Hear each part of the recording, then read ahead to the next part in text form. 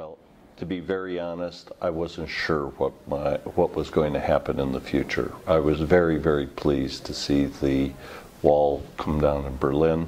I'd just been in Germany shortly before that time on a trip, and had been told by so many German officials that the wall would still be standing for many years to come. So maybe it was less expectations and more surprise. And also an exhilaration to watch the changing mood.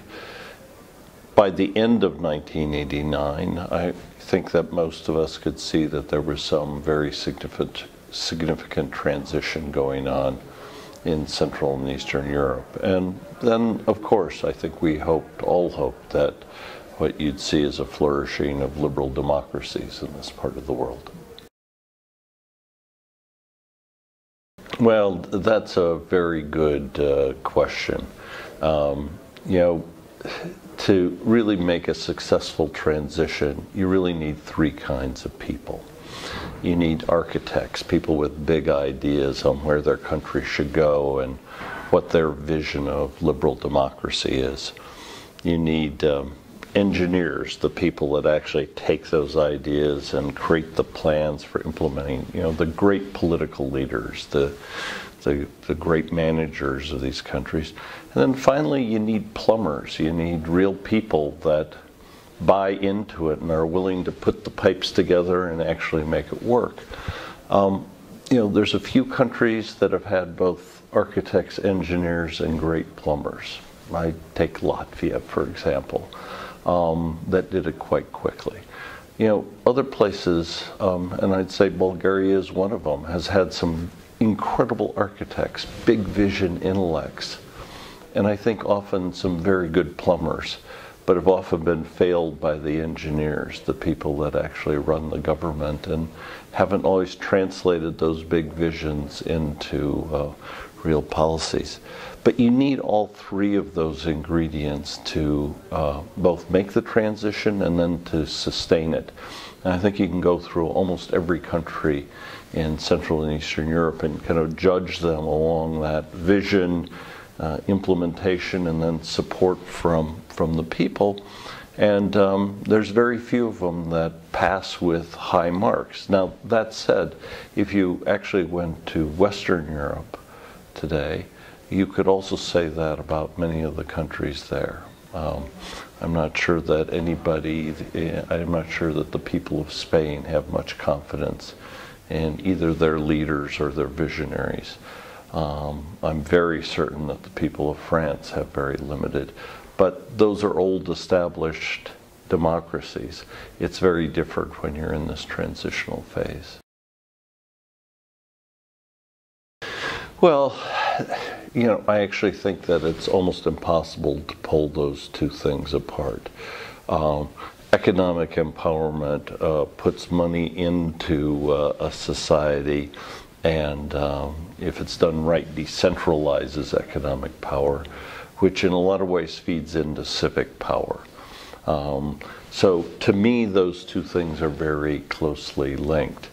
Where you find the most vibrant civil societies were places like Bulgaria in the late 90s, when you had some middle class and wealthy individuals who were willing to work with sometimes American and other organizations to support a really vital civil society. But the economic power was part of that and certainly drove it. Maybe if I was pressed, I'd say the civic comes first, or you want the civic there, and that it's not necessarily going to be created because of economic power.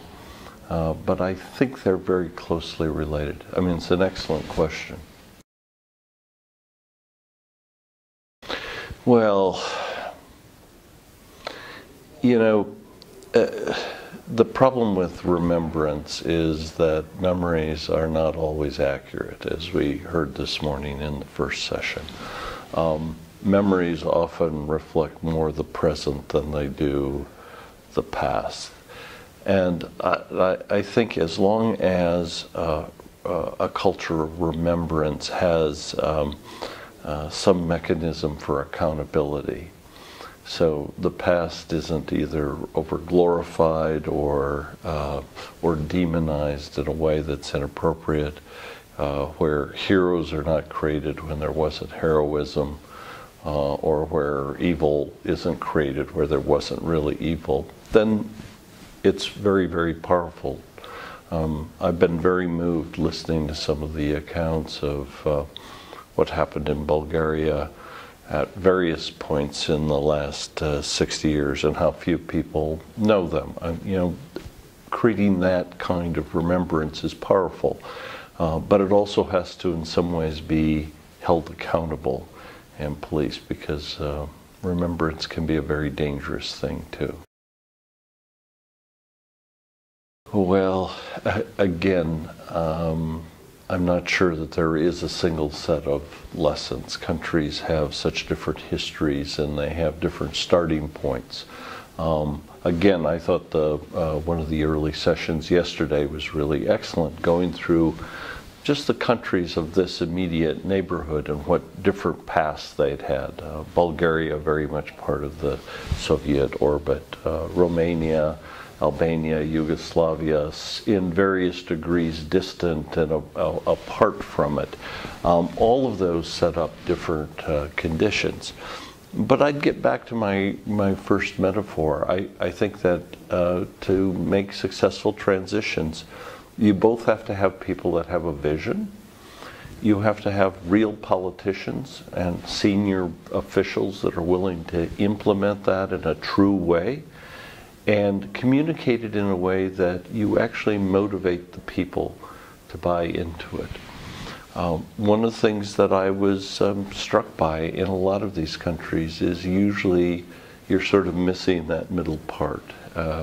You don't always have the well-intentioned bureaucrats and political leaders who are willing to take kind of the lofty visions and aspirations of the intellectuals or civil society.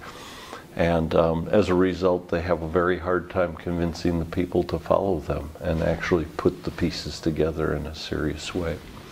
So maybe cleaning up governments and making sure that there's a group of people in government that really truly believe in democratic values and the larger mission might be the most important starting point. And again, this country had a real problem with that in the late 90s. They had lots of visionaries, but often lacked that group of managers and political leaders who were really committed to the vision. Well, archives are a little bit, are sort of the reverse of remembrance. Archives, you have very hard words down that have been, transcribed into paper and kind of made a permanent memorial. Yet we often don't understand the context of where those words came from or how. I've watched this process in several places, especially in Germany, where they had a fairly open access to the archives. And for the most part, I think it's a very powerful and important thing. But again, there needs to be a level of balance and discipline in the way people approach the information they find there. I think it's very easy to jump to conclusions. I certainly have had friends who discovered that a girlfriend or a close personal friend were turning them into the state police or reporting on them. And then when they dug a little bit more, well, no, someone heard a rumor that the girlfriend had said this and that was interpreted this way, and suddenly it becomes a report that sounds like it was based on a direct contact.